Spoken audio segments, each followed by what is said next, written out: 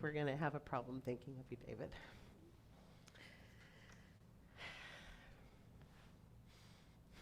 Good morning. Oh, happy Memorial Day weekend. Everybody ready for their picnics? And their hot, I have been, what is it? Curiosity. I have yet to do this. So maybe because it's the Memorial Day weekend and we're all thinking about picnics, I'm going to have a Sonoran hot dog. Okay? All right, so I've got to do a Sonoran hot dog this weekend. Oh my gosh, all the wonderful things that happen and all the things that we have been truly blessed. And I know that one thing has been David. And one of the things I do know is that he has been on this beautiful path of, as we all are, serving and being an instrument of peace. One of the high activists in that peace movement has always been Thich Nhat Hanh. And he wrote a book in creating true peace. He's a Zen Buddhist. And what he knows and what he experienced was several years, of course, of living in Vietnam during that particular conflict. And what he learned from that conflict is his mission was to be an instrument of peace. He was going to devote his whole life to making sure that we were educated in what peace really is.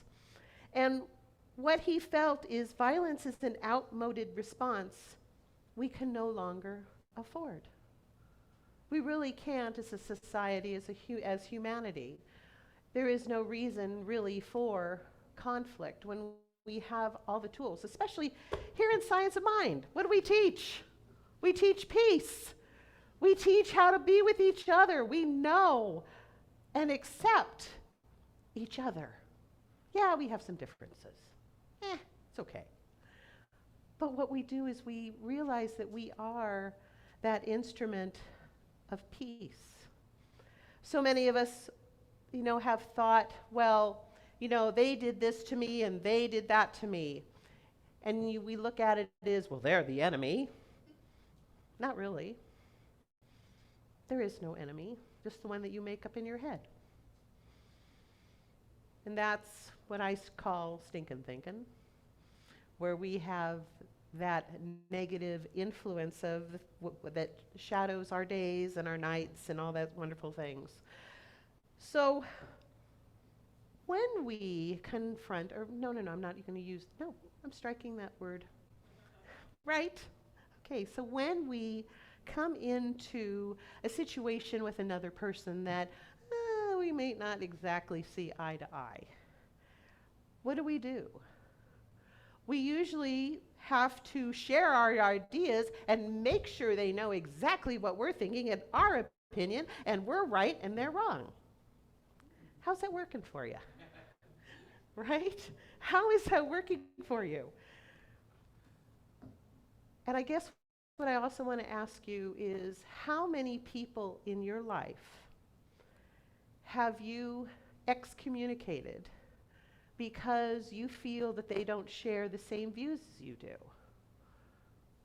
Whether it be political, vaccinations, or whatever it is. Maybe they don't mow their lawn every week like they're supposed to.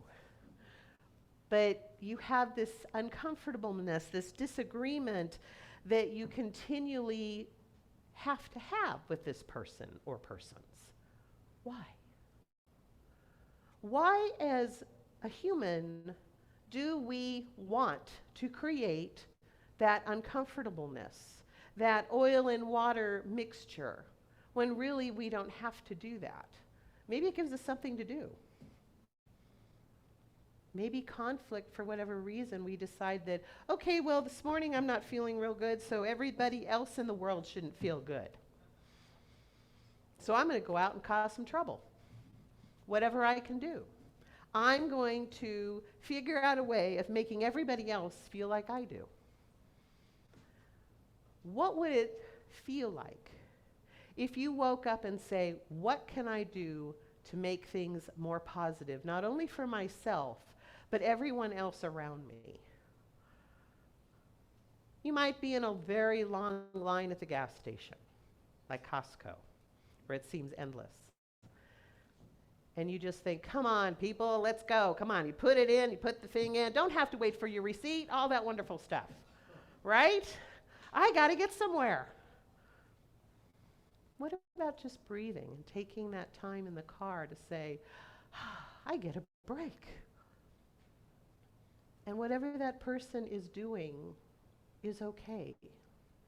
You know, sometimes we really don't know what's going on in another person's life.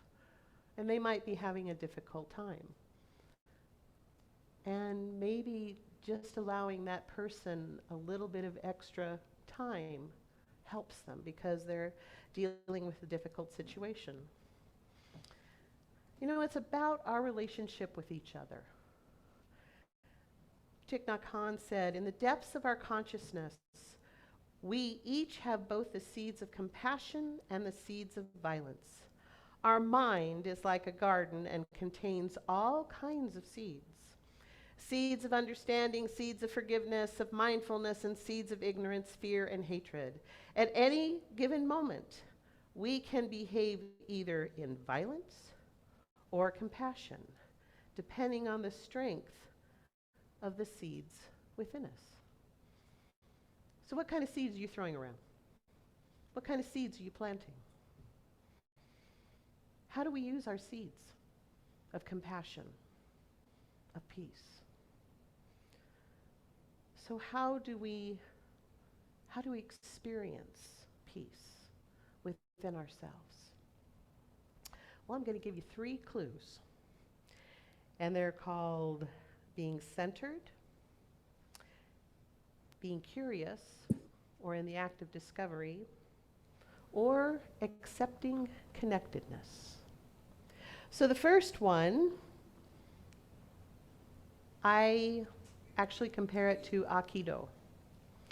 And when you are off center, anything and anyone can throw you off. You just feel out of balance. You just feel like everything's wrong with the world.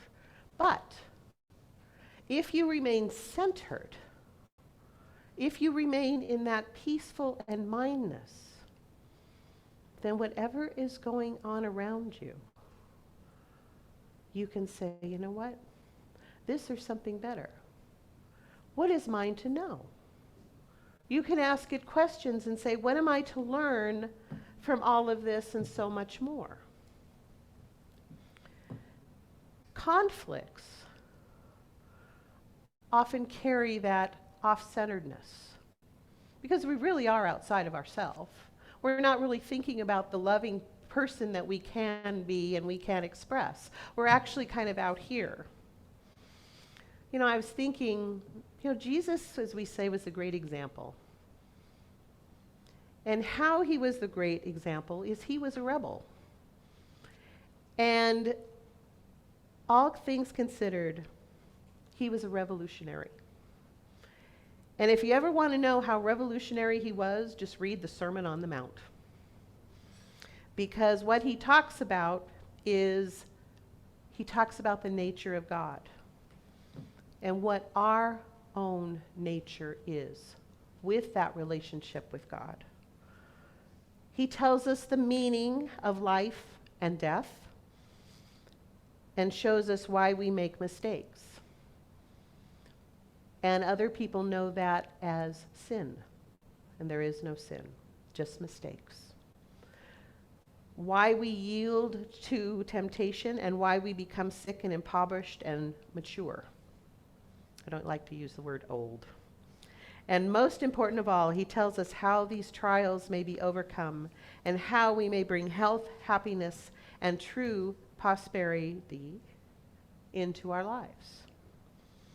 So what's the spiritual key of doing all of this? How do we unlock those doors that say, yes, I can be all of that and so much more?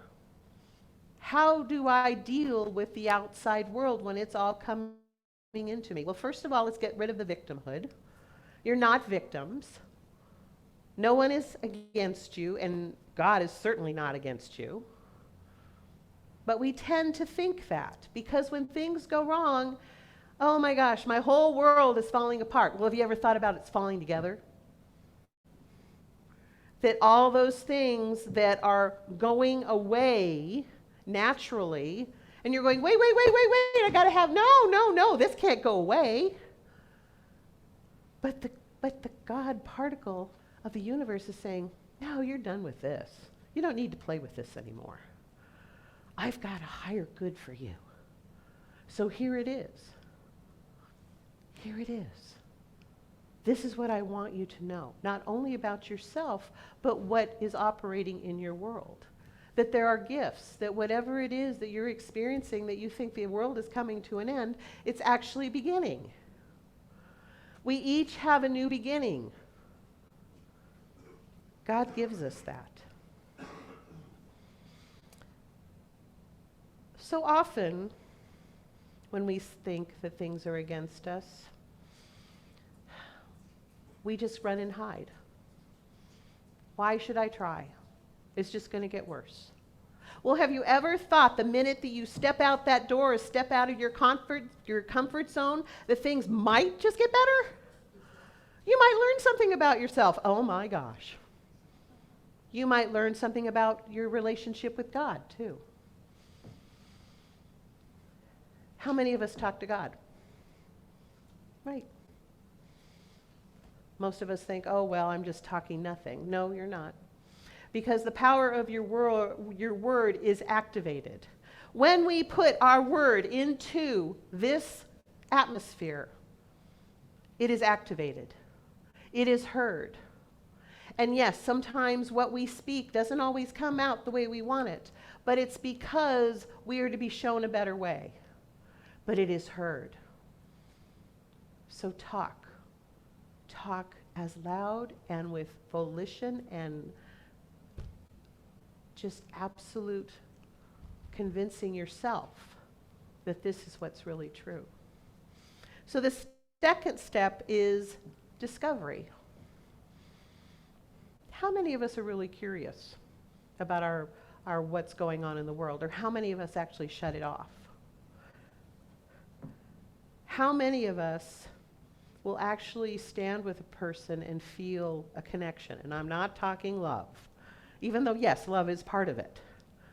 But we are really listening to that person. We're really understanding, we're really absorbing and going, wow, this is really cool. I'm learning something here.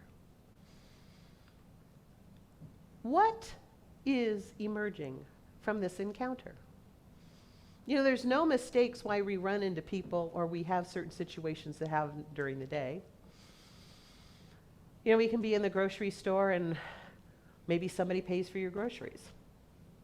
And you say, well, whoa, wow, really? Why not? Why not? And then we say thank you.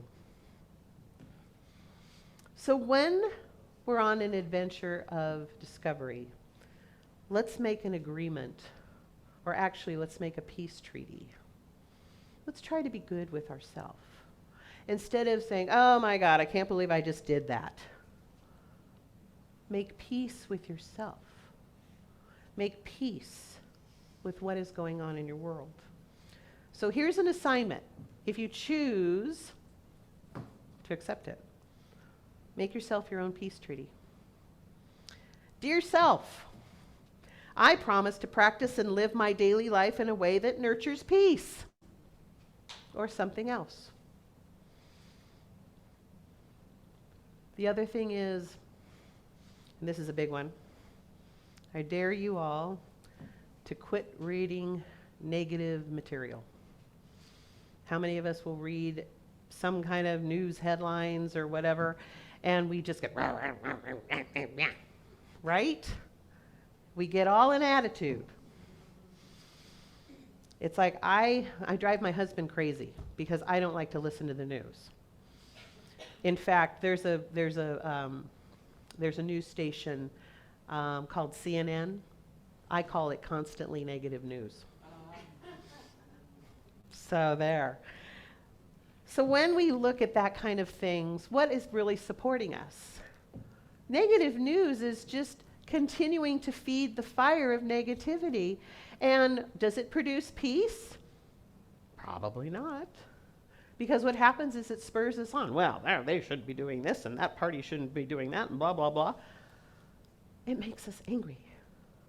So what would it look like for us as individuals to say, you know what? All right, I don't agree with whatever's going on in the world, but I know that wherever all of this stuff is, God is at the center. And God is love. God is emerging everywhere. And I see that. Can we truly imagine a world of love and peace, where there are no conflicts, where everybody works together, where we all see each other as partners in love? The Buddha said, be a lamp unto yourself. We are the light, the lamp of mindfulness in our hearts, to be and to express peace. Mother Teresa said, if we have no peace, it is because we have forgotten we belong to each other. We do. We each belong to another. We each belong to each other as humanity, as a human consciousness. Instead of watching someone fall, maybe we should help them get up. What would that look like? Would that be experience for all of us? The second or the last step is, of course, accepted connectedness. And what that means is, yes, I'm a part of you, you're a part of me. Let's work together. We don't need to be in disagreement. We don't need to be saying negative things about each other. We just know that we're here. We're learning. We often talk about Earth School. We are. We're all students. We're all students in this life. And we're all learning. So let us learn how to be with one another, how to be at peace with one another. You know, in the metaphysical realm, or the new thought realm, which we find in Science of Mind and Divine Science and Unity, we say that we are all one. We are made out of this God stuff, and we are the expression of the divine. However, that works great on Sundays. And then at the minute you leave here, y'all forget that you are a part of this God stuff. This loving, caring environment.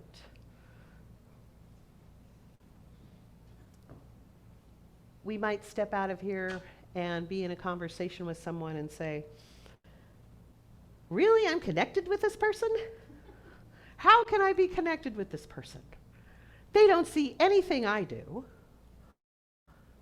But yes, we are. We're all connected. Martin Luther King said, all life is interrelated. We are all caught in an inescapable network of mutuality, tied to a single garment of destiny. We are all threads in this human experience we call life. We are all weaving together this big, beautiful tapestry. And I wish we could all know that there are no winners and there are no losers. We are.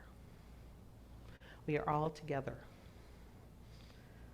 You know, one of the things that I think humanity is interesting in is that when we talk to each other, we listen, or we try to listen to each other, is how many of us will be listening to someone and we're thinking, I got to tell them this, I got to tell them that. So you're not really listening because you want to express your opinion. You want them to know what they used to say, how the cow ate the cabbage.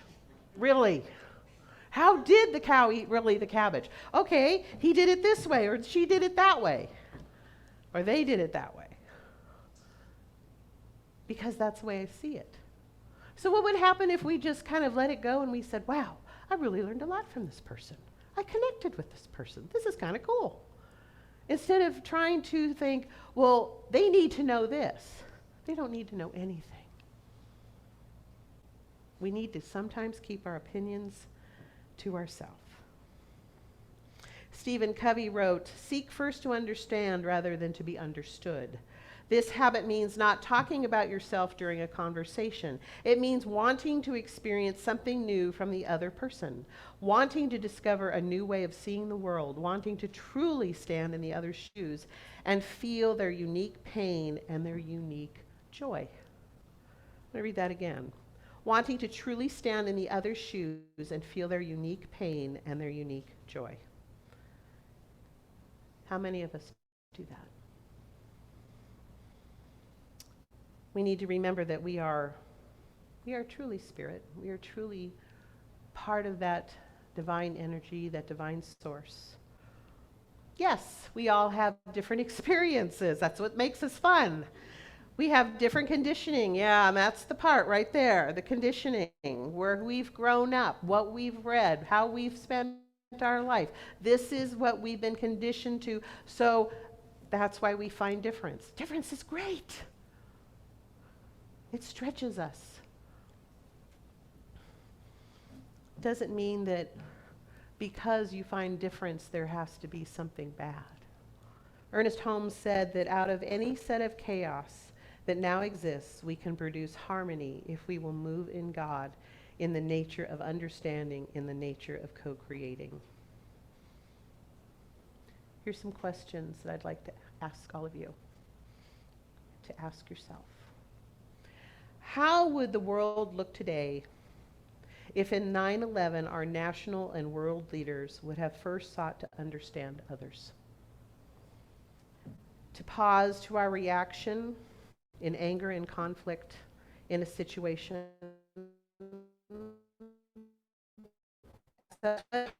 those who have talked to us negatively. Sure, there will be consequences for the actions, but higher than that, there must be healing. There must be healing. Sometimes the things we experience are not about us, it's about the other person. And so that's why it's so important for us to listen. So if we are centered, if we are willing to discover, and we are very willing to connect with a person, I can guarantee you that there'll be less conflict and more peace.